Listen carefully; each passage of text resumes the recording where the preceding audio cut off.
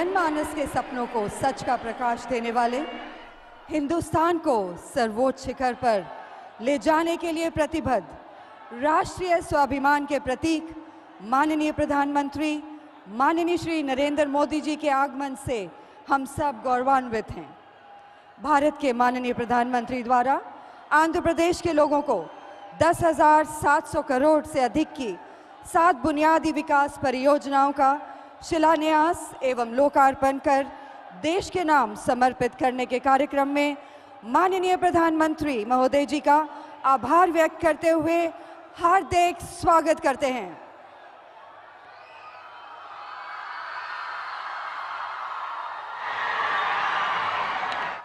मंच पर आसीन गणमान्य अतिथिगण, श्री बिश्वभूषण हरिचंदन जी, आंध्र प्रदेश के माननीय राज्यपाल,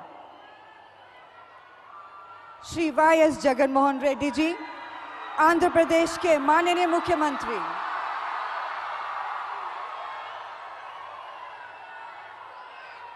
श्री अश्विनी वैष्णव जी, माननीय केंद्रीय मंत्री रेल, संचार एवं इलेक्ट्रॉनिक्स और सूचना प्रौद्योगिकी भारत सरकार का भी हम हार्दिक अभिनंदन करते हैं। एवं विशाखापट्टनम के इस गौरवशाली शहर में उपस्थित सभी वरिष्ठ अधिकारीगण और अतिथिगण का हर्षित भाव से हार्दिक स्वागत है।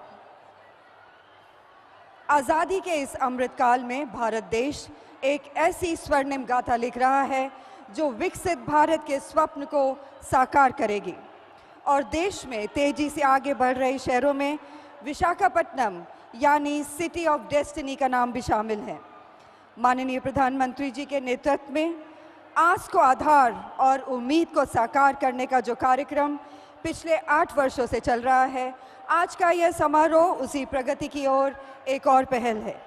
आज के इस भव्य समारोह में भारत के माननीय प्रधानमंत्री जी के दिशा निर्देश में उनकी गरिमामयी उपस्थिति में कई वर्षों की लंबी प्रतीक्षा के बाद विशाखापट्टनम के वासियों का सपना साकार होने जा रहा है और आज का दिन विशाखापट्टनम की विकास की यात्रा में एक बहुत ही अहम दिन है और विशाखापट्टनम के इतिहास में यह स्वर्णिम दिन स्मरणीय हमेशा रहेगा और यह हमारे लिए बहुत ही सौभाग्य का क्षण है जब हम सब इस विकास के साक्षी बने हैं।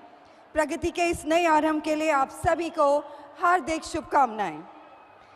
इस प्रतिम अवसर पर आभार स्वरूप विशाखापट्टनम के वासियों की ओर से निवेदन है आंध्र प्रदेश के माननीय मुख्यमंत्री श्री वाई.एस. जगनमोहन रेड्डी जी से कि वे स्मृति चिन्ह एवं शॉल भेंट कर माननीय प्रधानमंत्री जी का औपचारिक रूप से स्वागत और सम्मान करें।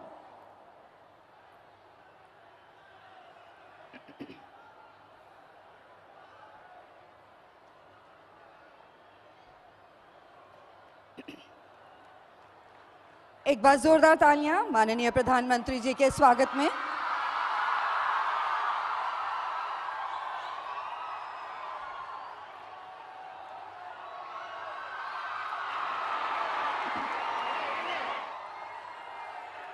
माननीय मुख्यमंत्री जी से निवेदन है एक स्मृति चिन्ह भेंट कर माननीय प्रधानमंत्री जी का स्वागत और सम्मान करें।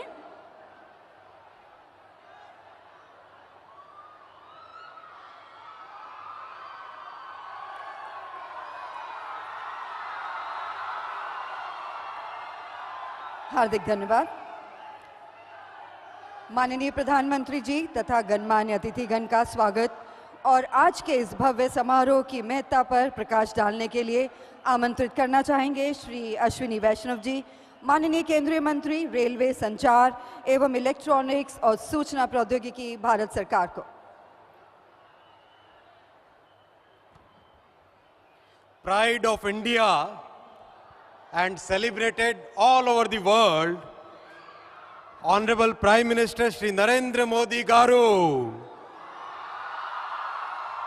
Honorable Governor Shri Vishwabhushan Harichandan Garu, Honorable Chief Minister Young and Dynamic Shri Y.S. Jaganmohan Reddy Garu,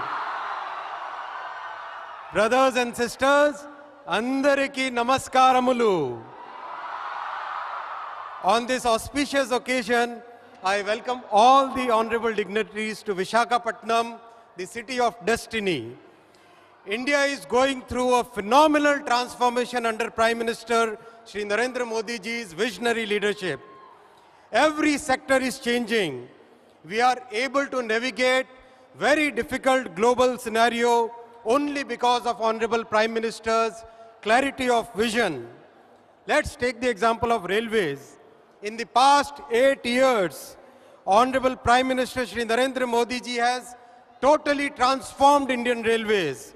And throughout this journey, he has kept the poorest, the most vulnerable and the marginalized sections at the center of policy making. Clean platforms, easily accessible facilities, good quality trains, Divyang-friendly designs, solar roofs, all form a part of Prime Minister's vision. Railway stations, a classic case is redevelopment of railway stations.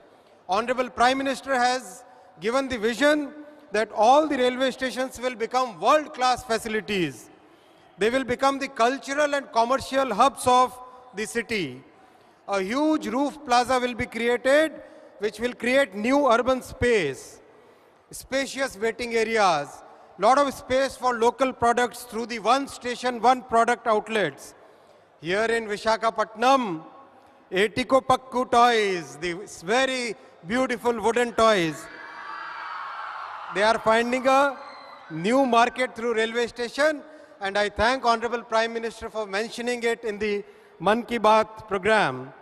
Under Honorable Prime Minister's visionary leadership, Visakhapatnam station will be completely redeveloped to world class with an investment of rupees 446 crore. Already, Honorable Prime Minister's guidance, a very good design has been made, tender has been invited, tender has been awarded, and the pre-construction work has been started. Today, Honorable Prime Minister will lay the foundation stone, then very rapidly we will construct the road, construct the station. Honorable Prime Minister has inspired the creation of a world-class train, Vande Bharat Express. It is his vision that yes, in India we should develop our own engineers, should develop a world-class train, and Honorable Prime Minister, sir, your kind guidance, your vision has created so much, has given such a big gift to the country that the entire world has taken note of it. And very soon, Andhra Pradesh will also get a Vande Bharat Express with Honorable Prime Minister's blessings. I would like to thank Honorable Prime Minister for allocating record funds to Andhra Pradesh. Before 2014, the undivided Andhra Pradesh used to get only 886 crore. Today, Prime Minister Shri Narendra Modi ji has given 7,032 crore alone to Andhra Pradesh. Thank you, sir, for this huge blessings to the people of Andhra. This is reflected in the fast pace of construction of new lines, gauge conversion, doubling, all the projects. I would like to give special thanks to Prime Minister Garu for sanctioning telecom towers to connect 4,668 villages. With this, each and every remote village of Andhra will get world-class mobile connectivity, whether it is new station, new airports, new trains, economic corridors, new telecom towers, India defense production. India is witnessing a transformation under Prime Minister's leadership. Let us all contribute to this journey. Andariki dhanyavadaramulu. Thank you. Jai Hind. हार्दिक धन्यवाद। और अब निवेदन है आंध्र प्रदेश के माननीय मुख्यमंत्री महोदय Shri YS Jaganmohan Reddy ji से कि वह सभा को संबोधित करें।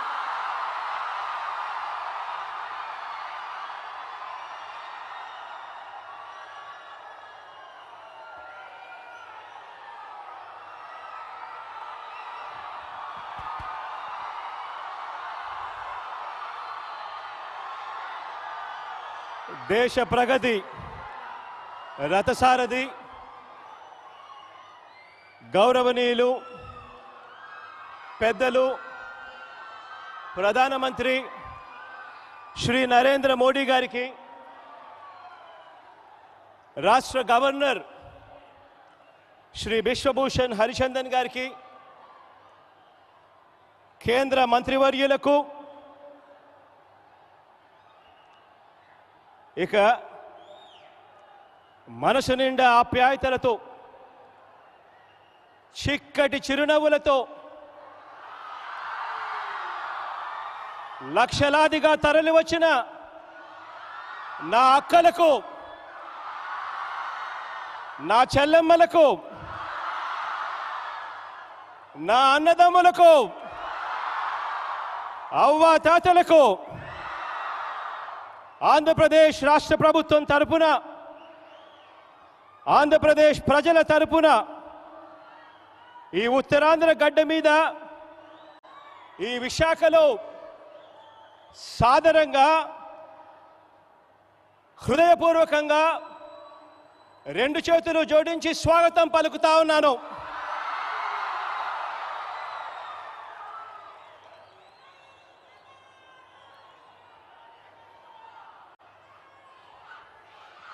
ఈరోజు చారిత్రక ఆంధ్ర యూనివర్సిటీ ప్రాంగణంలో ఒకవైపు సముద్రం కనిపిస్తూ ఉంది, మరోవైపు జన సముద్రం కనిపిస్తూ ఉంది. ఈవేళ ఇక్కడ కార్తీక పౌర్ణమి వేళ ఎగసిపడిన సముద్రపు కెరటాలకు మించి ఈ రోజున జన కెరటం ఇక్కడ ఉవ్వెత్తున ఎగసిపడుతూ కనిపిస్తూ ఉంది. ఈరోజు ఇక్కడ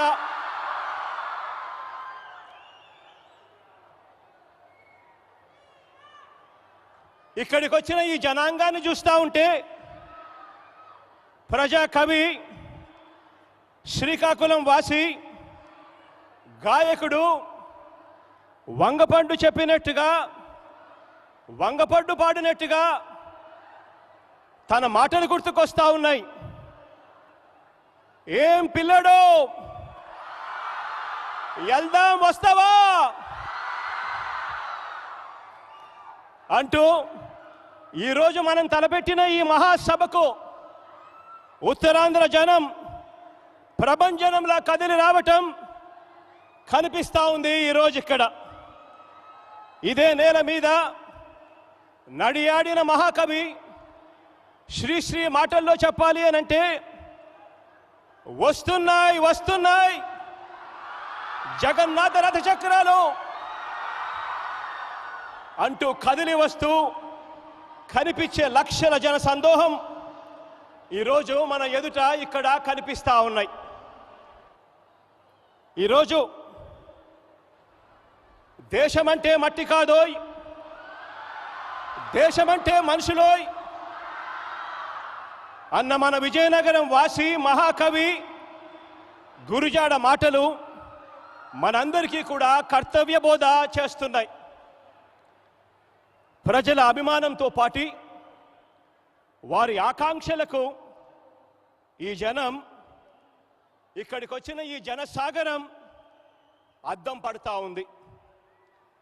దాదాపుగా 10,742 కోట్ల రూపాయలు ఖర్చు అయ్యే అభివృద్ధి కార్యక్రమాలకు గౌరవ ప్రధానమంత్రి శ్రీ నరేంద్ర మోడీ గారు తన చేతుల మీదుగా శంకుస్థాపనలు, ప్రారంభోత్సవాలు చేస్తున్నందుకు ఈ అశేష జనవాహిని తరపున, రాష్ట్ర ప్రజలందరి తరపున నిండు మనసుతో కృతజ్ఞత తెలుపుకుంటా ఉన్నాను శ్రీ నరేంద్ర మోడీ గారికి. సార్, ప్రజల ప్రభుత్వంగా గడిచిన 3.5 సంవత్సరాలలో ఈ రాష్ట్రంలో పిల్లల చదువులైతేనేమి, ప్రజలందరికీ వైద్యం ఆరోగ్యమైతేనేమి, రైతుల సంక్షేమం అయితేనేమి, సామాజిక న్యాయం అయితేనేమి, మహిళా సంక్షేమం అయితేనేమి, అభివృద్ధి పరిపాలన ఈ రెండింటిని వికేంద్రీకరణ అయితేనేమి, పారదర్శకత, గడప వద్దకే పరిపాలన అయితేనేమి, ఇవి ఈ 3.5 సంవత్సరాలుగా మన రాష్ట్రంలో మా ప్రాధాన్యతలుగా అడుగులు వేశాం. సార్, ఒక రాష్ట్రంగా ఆంధ్రప్రదేశ్ నిలదొక్కుకోవడము అని అంటే ఈ రాష్ట్రంలోని ప్రతి గ్రామము, ప్రతి ఇంట, ప్రతి ఒక్క కుటుంబం నిలదొక్కుకోవడం అని నమ్మి ఇంటింట ఆత్మవిశ్వాసాన్ని నింపడానికి మా ఆర్థిక వనరుల్లో ప్రతి రూపాయి కూడా సద్వినియోగం చేశాం సార్. ఒక రాష్ట్ర ప్రభుత్వంగా మా శక్తి మేరకు మేము చేస్తున్న ప్రయత్నాలకు పెద్దలు, సహృదయులు అయిన మీరు మీ సహాయ సహకారాలు మరింతగా అందించి మమ్మల్ని ఆశీర్వదించాలని ఈ సభాముఖంగా ప్రధానమంత్రి గారిని కోరుతా ఉన్నాను.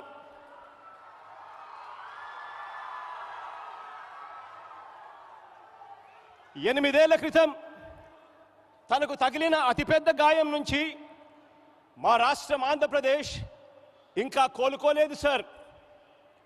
మా గాయాలు మానేలా మా రాష్ట్రం జాతీయ స్రవంతితో పాటు అభివృద్ధి చెందడానికి వీలుగా మీరు సహృదయంతో, విశాల హృదయంతో చేసే ప్రతి ఒక్క సహాయం, మీరు మా రాష్ట్రానికి ప్రత్యేకంగా ఇచ్చే ప్రతి సంస్థ, మీరు మా రాష్ట్రానికి అదనంగా ఇచ్చే ప్రతి రూపాయి మా రాష్ట్ర పునర్నిర్మాణానికి గొప్పగా ఉపయోగపడుతుందని ఈ సందర్భంగా మనవి చేస్తా ఉన్నాను సార్. సార్, మీరు మా రాష్ట్రం కోసం, మా ప్రజల కోసం చేసే ఏ మంచైనా కూడా ఈ రాష్ట్రం, ఈ ప్రజానికం ఎప్పటికీ కూడా గుర్తు పెట్టుకుంటుంది అని చెప్పి మనవి చేస్తా ఉన్నాను. అలాగే ఇక్కడ ఇంకొక విషయం కూడా చెప్పాలి సార్. కేంద్ర ప్రభుత్వంతో, ప్రత్యేకంగా మీతో మా అనుబంధం పార్టీలకు, రాజకీయాలకు అతీతం. మా రాష్ట్ర ప్రయోజనాలు తప్ప మాకు మరో ఎజెండా లేదు, ఉండదు, ఉండబోదు సార్. మా రాష్ట్రానికి, మా ప్రజలకు గత ప్రభుత్వాలు చేసిన అన్యాయాల్ని గుర్తుపెట్టుకున్న మా రాష్ట్ర ప్రజలు మీరు మరింతగా పెద్ద మనసుతో, ఆ పెద్ద మనసు చూపితే, అలా మీరు చూపించే ఆ పెద్ద మనసును, మీరు చేసే ఆ మంచిని కూడా గుర్తు పెట్టుకుంటారు అని మరోసారి తెలియజేస్తున్నాను. సార్, ఈ రాష్ట్ర ప్రజలందరి తరపున రాష్ట్ర అభివృద్ధి దృష్ట్యా, రాష్ట్ర శ్రేయస్సు దృష్ట్యా ఇవాళ కానివ్వండి, ఇంతకుముందు పలు సందర్భాలలో కానివ్వండి, విభజన సంబంధించిన హామీల దగ్గర నుంచి, పోలవరం నుంచి ప్రత్యేక హోదా వరకు, విశాఖపట్నం స్టీల్ ప్లాంట్ నుంచి రైల్వే జోన్ వరకు, ఇలా పలు అంశాల మీద పలు సందర్భాలలో మీకు చేసిన పలు విజ్ఞప్తులు మీరు సానుకూలంగా పరిగణలోకి తీసుకొని పెద్ద మనసుతో వాటినన్నింటినీ కూడా పరిష్కరించాలని మనసారా కూడా కోరుకుంటూ, మంచి చేసే మన ప్రభుత్వానికి నిరంతరం దేవుడి దయ, ప్రజలందరి చల్లని దీవెనలు, పెద్దలైన మీ ఆశీస్సులు ఎల్లప్పుడూ లభించాలని ఆశిస్తూ సెలవు తీసుకుంటా ఉన్నాను.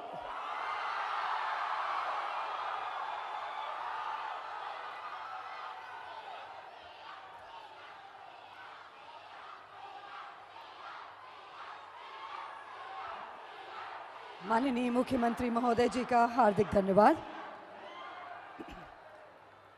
माननीय प्रधानमंत्री जी के नेतृत्व में भारत सरकार के अथक प्रयासों से आज इस शुभ अवसर पर कई विकास परियोजनाओं का माननीय प्रधानमंत्री जी द्वारा शुभारंभ करने का अवसर प्राप्त हुआ है।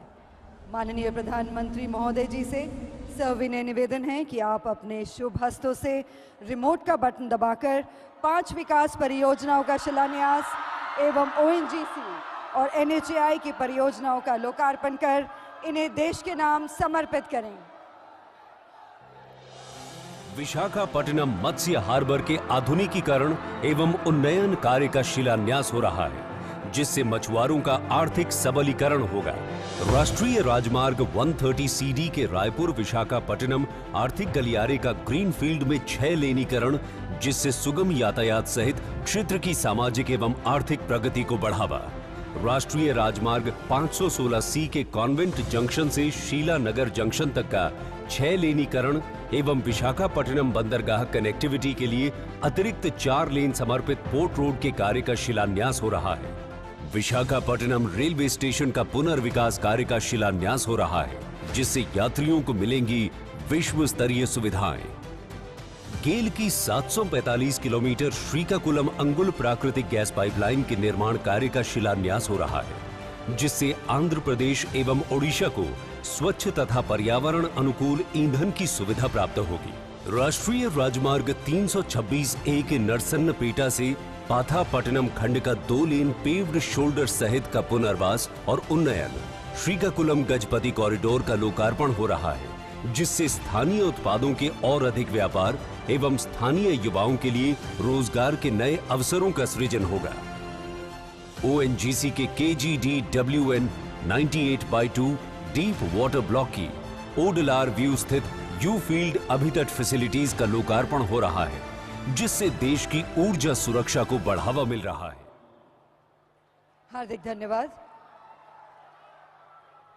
और अब प्रस्तुत है भारत के माननीय प्रधानमंत्री जी द्वारा शुभारंभ की गई परियोजनाओं पर एक लघु फिल्म।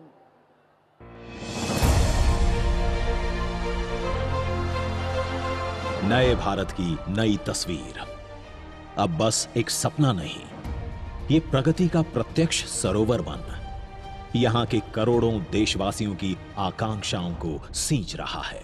आज मैं गर्व के साथ कहता हूं, 125 करोड़ हिंदुस्तानी नई आशा, उमंग और आकांक्षाओं से भरे हुए, और इसके कारण मुझे लगता है कि मेरा देश नई ऊंचाइयों को पार करके रहेगा, सपनों को साकार करके रहेगा। ये भव्य सरोवर फैलते फैलते आज हमें ले आया है विशाखापट्टनम। आज आंध्र प्रदेश के विशाखापट्टनम को मिलने जा रहा है 10,000 करोड़ रुपए से अधिक की विकासमयी परियोजनाओं का उपहार। इन परियोजनाओं में शामिल हैं 3,128 करोड़ रुपए की वो परियोजनाएं जो आज राष्ट्र को समर्पित की जा रही हैं।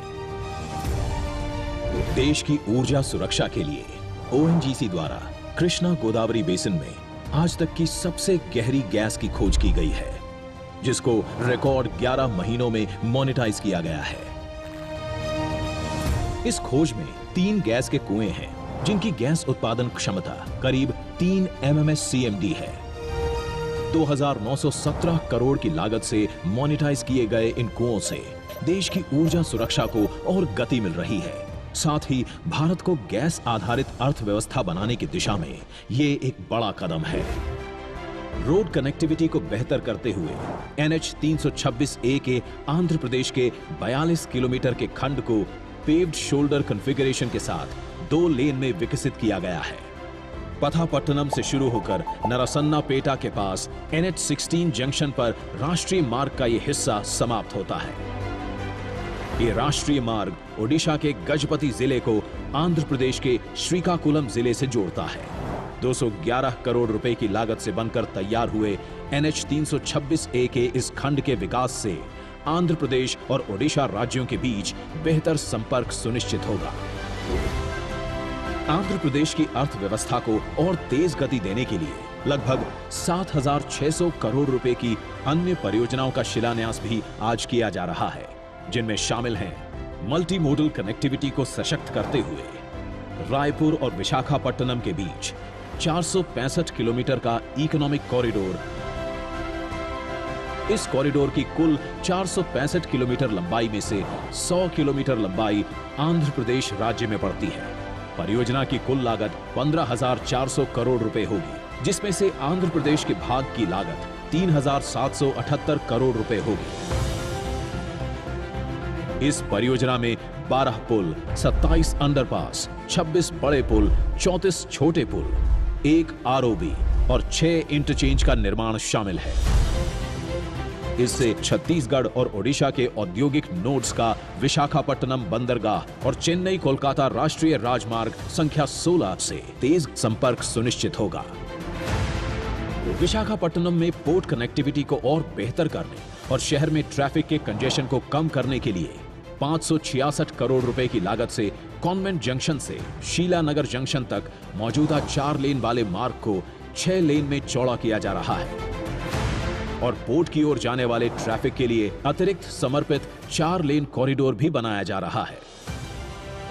आंध्र प्रदेश और ओडिशा में स्वच्छ और गुणवत्तापूर्ण ऊर्जा की आपूर्ति के उद्देश्य से 2658.34 करोड़ रुपए की लागत से गेल इंडिया लिमिटेड बना रही है श्रीकाकुलम आंध्र प्रदेश से अंगुल ओडिशा तक 745 किलोमीटर लंबी प्राकृतिक गैस पाइपलाइन, 6.65 MMSCMD कैपेसिटी वाली पाइपलाइन आंध्र प्रदेश के विभिन्न जिलों में घरेलू, उद्योगों, वाणिज्यिक इकाइयों और ऑटोमोबाइल क्षेत्रों में प्राकृतिक गैस की आपूर्ति के लिए महत्वपूर्ण बुनियादी ढांचे का निर्माण करेगी, जो पर्यावरण के अनुकूल और किफायती है।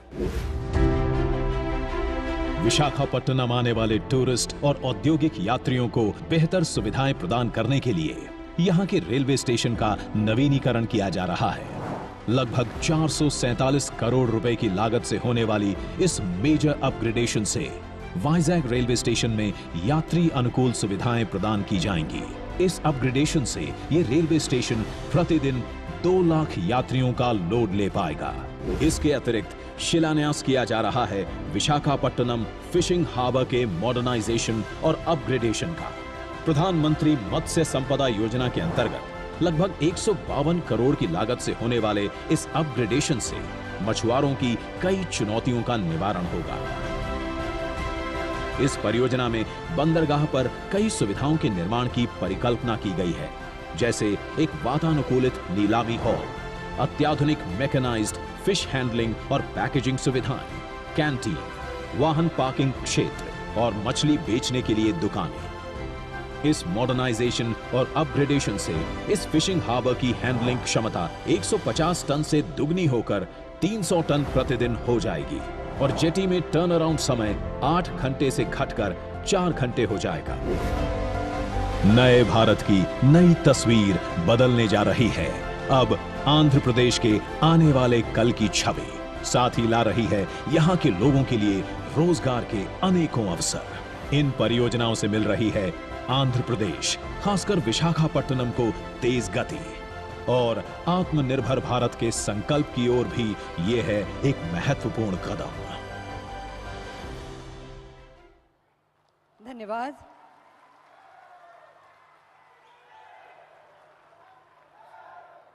इन ऐतिहासिक क्षणों को अपनी मौजूदगी से गौरवशाली बनाने के लिए भारत के माननीय प्रधानमंत्री माननीय श्री नरेंद्र मोदी जी का आभार व्यक्त करते हुए निवेदन करना चाहेंगे कि आप अपने प्रेरणात्मक संदेश के साथ हम सबका मार्गदर्शन करें। और एक बार जोरदार तालियां माननीय प्रधानमंत्री जी के स्वागत में।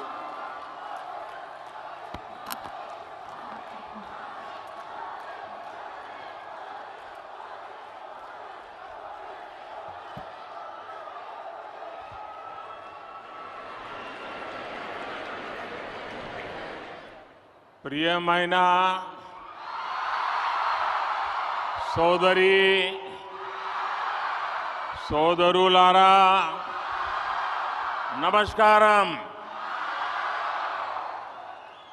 आंध्र प्रदेश के गवर्नर श्री विश्वभूषण जी, मुख्यमंत्री भाई जगन मोहन रेड्डी जी, मंत्रिमंडल में मेरे सहयोगी अश्विनी वैष्णव जी, यहां उपस्थित अन्य महानुभाव और आंध्र प्रदेश के मेरे प्यारे भाई और बहनों, आंध्र प्रदेश गवर्नर श्री हरिचंदन विश्वभूषण गारिकी, ముఖ్యమంత్రి శ్రీ జగన్మోహన్ రెడ్డి గారికి, కేంద్ర ప్రభుత్వంలో నా సహచర మంత్రి శ్రీ అశ్విని వైష్ణవ్ గారికి, అలాగే ఇక్కడ ఉపస్థితులైన అందరూ మహానుభావులకి మరియు ఆంధ్రప్రదేశ్ సోదరి సోదరులందరికీ నమస్కారం. कुछ महीने पहले ही मुझे विप्लव विरुडू अल्लूरू सीताराम राजू जी की 125वीं जन्म जयंती के कार्यक्रम में आप सबके बीच आने का सौभाग्य मिला था. కొన్ని నెలల ముందు నేను విప్లవ వీరుడు అల్లూరి సీతారామరాజు 120వ జన్మ జయంతికి వచ్చే సౌభాగ్యం కలిగింది. आज एक बार फिर मैं एक ऐसे अवसर पर आंध्र की धरती पर आया हूं जो आंध्र प्रदेश और विशाखापट्टनम के लिए बहुत बड़ा दिन है. ఇటువంటి ఇంకో అవకాశం ఆంధ్రప్రభ ప్రాంతానికి వచ్చింది. ఇది ఆంధ్రప్రదేశ్ మరియు విశాఖపట్నానికి గొప్ప దినం. विशाखापट्टनम भारत का एक विशेष पट्टनम है. ये शहर बहुत खास है. यहां हमेशा से व्यापार की समृद्ध परंपरा रही है. విశాఖపట్నం భారతదేశం యొక్క ఒక ప్రముఖ నగరం.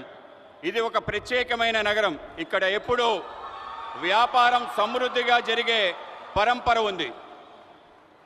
विशाखापट्टनम प्राचीन भारत का एक महत्वपूर्ण पोर्ट था. हजारों वर्ष पहले भी इस पोर्ट के जरिए पश्चिमी एशिया और रोम तक व्यापार होता था और आज भी विशाखापट्टनम भारत के व्यापार का केंद्र बिंदु बना हुआ है. విశాఖపట్నం ప్రాచీన భారతదేశం యొక్క ప్రముఖ ఓడరేవు. ఈ ఓడరేవు ద్వారా 1000 ఏళ్ల క్రితం నుండి పశ్చిమాసియా, రోమ్ వరకు వ్యాపారం జరుగుతూ ఉండేది. నేడు కూడా విశాఖపట్నం భారతదేశం యొక్క వ్యాపారానికి ముఖ్య కేంద్ర బిందువు. 10,000 करोड़ रुपए से अधिक के प्रोजेक्ट का लोकार्पण और शिलान्यास आंध्र प्रदेश और विशाखापट्टनम की आकांक्षाओं को पूरा करने का एक माध्यम बनेगी. 10,000 కోట్ల ప్రాజెక్టులు దేశానికి అంకితం మరియు శంకుస్థాపన చేసే ఆంధ్రప్రదేశ్ మరియు విశాఖపట్నం ప్రజల ఆకాంక్షల్ని పూర్తి చేసే మాధ్యంగా ఉంటుంది. ये योजनाएं इंफ्रास्ट्रक्चर से लेकर ईज ऑफ लिविंग और आत्मनिर्भर भारत तक कई नए आयाम खोलेगी, विकास को नई ऊंचाई पर ले जाएगी. मैं इसके लिए आंध्र प्रदेश के सभी निवासियों को हृदय से बहुत बहुत बधाई देता हूं. ఈ పథకాలు మౌలిక సదుపాయాల వల్ల సులభతర జీవితానికి, స్వయం సమృద్ధి భారత సాకారానికి అనేక అవకాశాలు కల్పిస్తుంది. ఇది అభివృద్ధి యొక్క కొత్త శిఖరాలు చేరుకోవడానికి తోడ్పాటు అందిస్తుంది. నేను ఇందుకోసం ఆంధ్రప్రదేశ్లో నివాసం ఉంటున్న అందరికీ హృదయపూర్వక అభినందనలు తెలుపుతున్నాను. मैं इस अवसर पर हमारे देश के पूर्व उपराष्ट्रपति श्री वेंकैया नायडू गारू का भी और श्री हरिबाबू का भी धन्यवाद करना चाहता हूं. वो जब भी मिलते हैं तो आंध्र के विकास के बारे में हमारी काफी बातें होती हैं. आंध्र के लिए उनका प्यार और समर्पण अतुलनीय है. నేను ఈ సందర్భంగా మన దేశ మాజీ ఉపరాష్ట్రపతి శ్రీ వెంకయ్య నాయుడు గారికి, హరిబాబు గారికి ధన్యవాదాలు తెలియజేస్తున్నాను. వాళ్ళు ఎప్పుడు నన్ను కలిసినా ఆంధ్ర ప్రాంతం యొక్క అభివృద్ధి, వికాసం గురించే మాట్లాడుతుండేవారు. ఆంధ్ర ప్రాంత ప్రజల పట్ల వాళ్ళకి ప్రేమ అంకిత భావం కొలమానం లేనిది. साथियों, आंध्र प्रदेश के लोगों की एक बहुत खास बात होती है कि वो स्वभाव से बहुत स्नेही और उद्यमी होते हैं।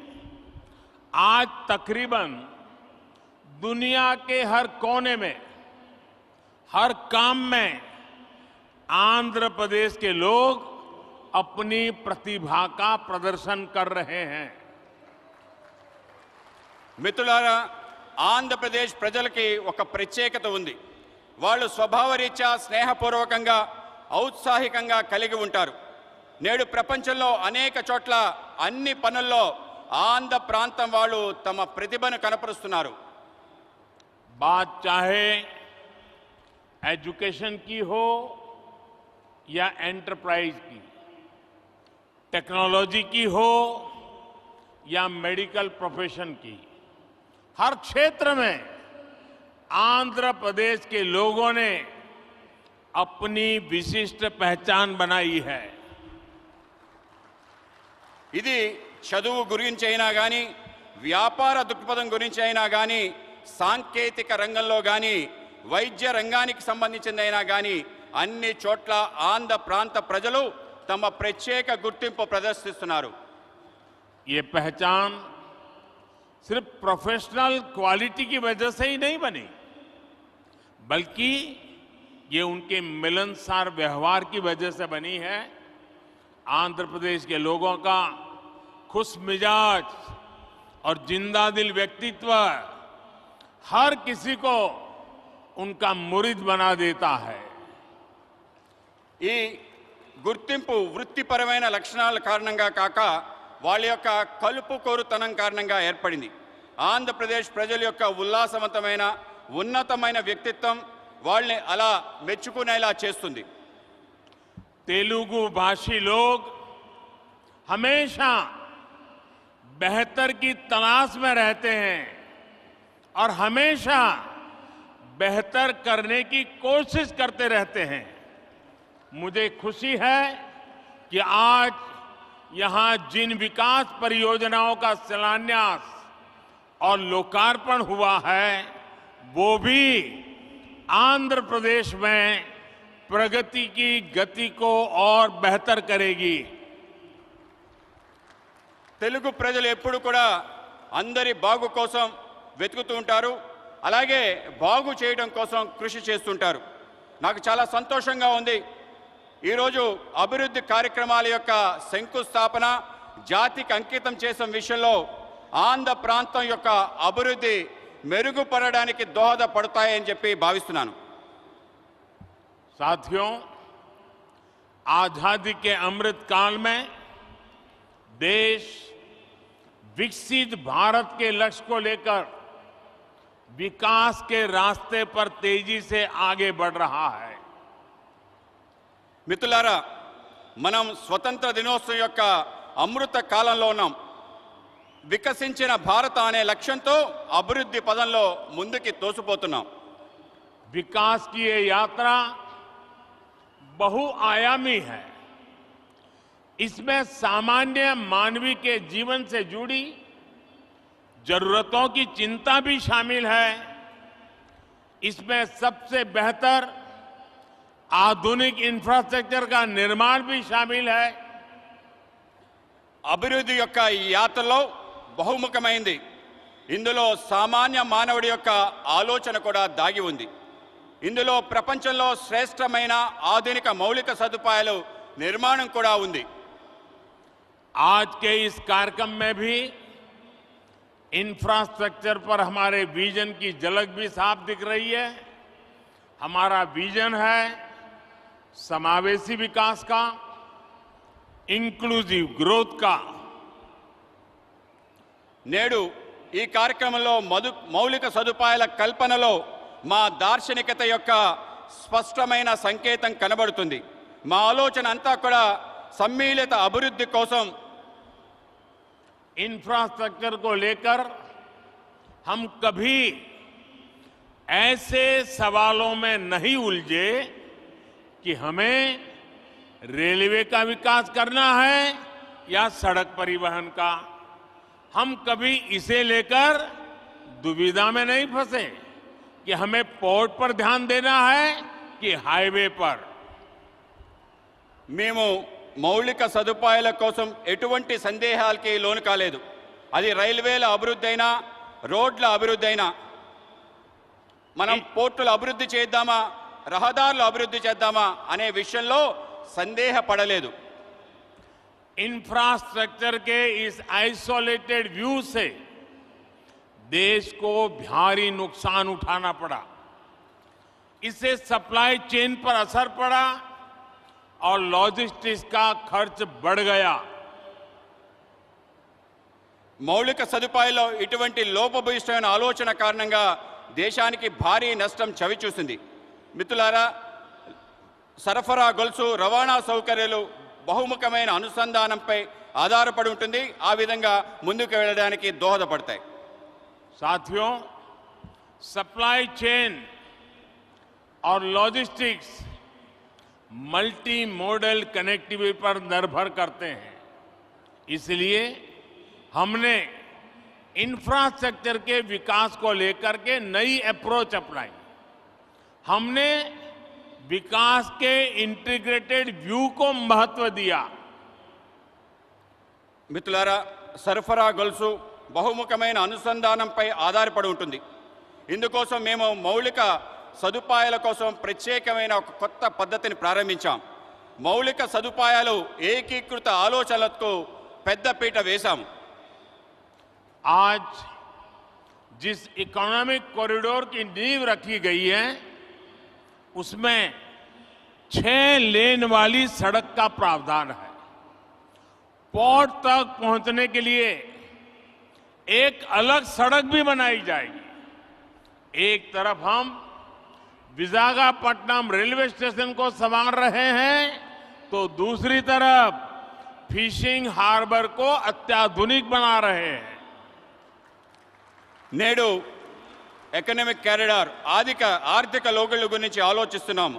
అందులో 6 రోడ్ల సదుపాయం గురించి ఉంది. పోర్టు వరకు చేరడం కోసం ఒక ప్రత్యేకమైన రోడ్డు నిర్మాణం చేయడం జరుగుతుంది.